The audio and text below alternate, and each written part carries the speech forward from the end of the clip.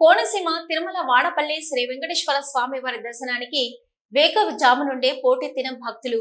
ఇక చందన స్వరూపుడు స్వయంభూ కోనసీమ తిరుమల వాడపల్లి శ్రీ వెంకటేశ్వర స్వామి వారిని దర్శించుకోవడానికి 7 వారాలు మొక్కులు తీర్చుకోవడానికి వేకువజాము నుండే స్వామి సన్నిధికి చేరుకొని గోవింద నామస్మరణతో 7 ప్రదక్షిణాలు చేసి స్వామిని దర్శించి మొక్కులు తీర్చుకున్నారు. భక్తులు ఎటువంటి అసౌకర్యాలు కలగకుండా ఆలయ కార్యనిర్వహణాధికారి కిషోర్ కుమార్ ఆధ్వర్యంలో సిబ్బంది అన్ని ఏర్పాట్లు చేశారు. ఈ సందర్భంగా భక్తులు మాట్లాడుతూ స్వామిని దర్శించి 7 వారాలు 7 ప్రదక్షిణాలు చేసి స్వామిని దర్శించి మొక్కులు తీర్చుకున్న తర్వాత కష్టాలు కోరికలు తీరి చాలా సంతోషంగా ఉన్నామని, మా పిల్లలకు ఉద్యోగాలు లభించాయని భక్తులు ఆనందం వ్యక్తం చేశారు.